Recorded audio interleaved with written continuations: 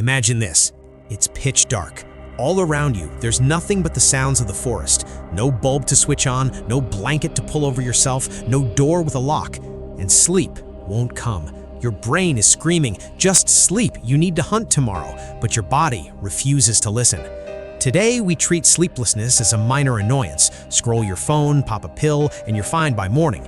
But 30,000 years ago, if sleep didn't come, it wasn't just discomfort, it was danger. For us, a sleepless night means tiredness, irritability, maybe an extra cup of coffee the next day. But for ancient humans, a night without sleep could trigger a chain reaction that put their very survival at risk. Why? Because sleep wasn't just rest. Sleep was a break in vigilance. As long as a human stayed awake, their brain stayed alert, their muscles stayed active, their energy kept burning, and in the wild, energy was everything. So here's the first problem nobody thinks about. Staying awake longer than necessary was itself a threat. Every extra hour awake meant more calories burned, more exposure to predators, more chances of making a fatal mistake out of exhaustion. But here's where it gets stranger. Falling asleep was just as dangerous as staying awake.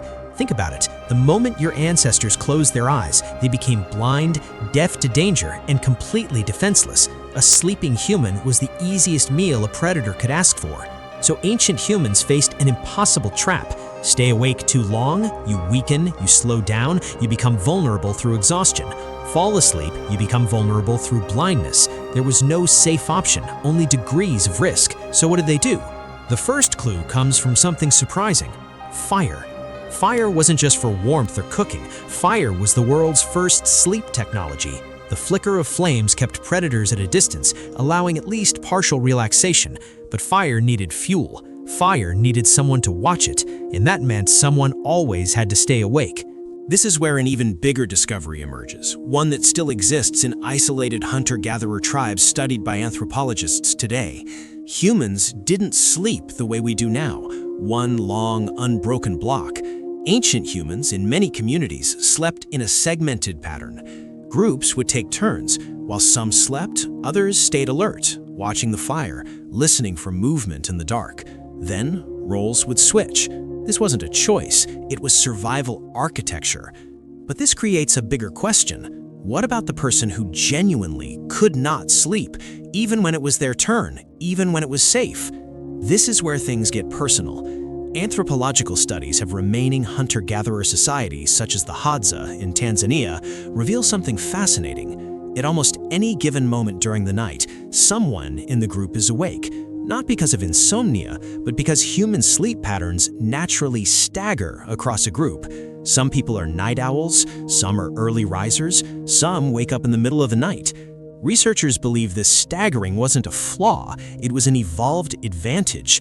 If everyone slept and woke at the exact same time, there would be windows of total vulnerability. But because sleep patterns naturally varied person to person, someone was almost always semi-alert.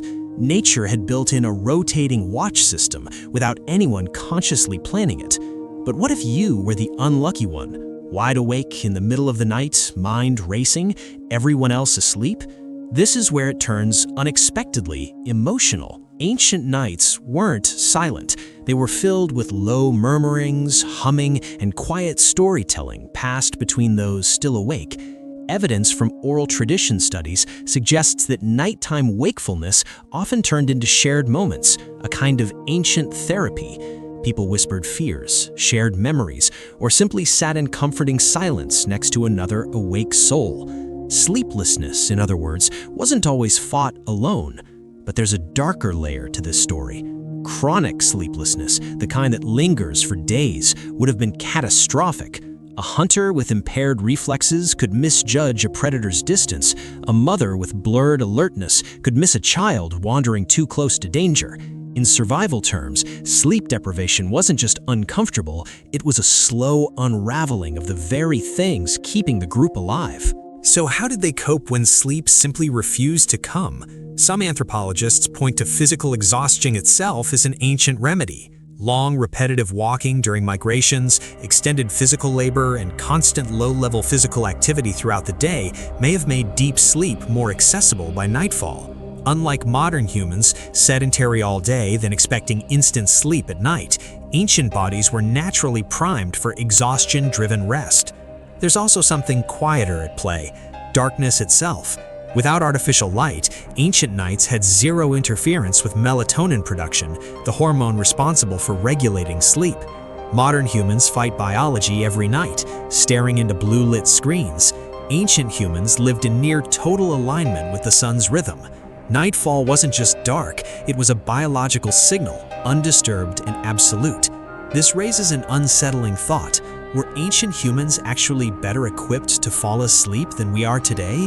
The evidence increasingly suggests yes. Modern insomnia, in many ways, is a disease of modern living. Artificial light, irregular schedules, constant stimulation, disconnected sleep environments, these are entirely new problems, absent from most of human history. Which means the ancient struggle with sleeplessness wasn't really about biology failing, it was about circumstance. Predators, cold, imminent threats, something external, something the group could adapt to together. Our modern struggle is different. It's internal, self-created, a battle against our own environment, our own habits, our own disconnection from natural rhythm. Ancient humans feared the night because of what lurked outside the fire's glow. We fear the night because of what we've built around ourselves. Same darkness, same silence, completely different reasons for staying awake.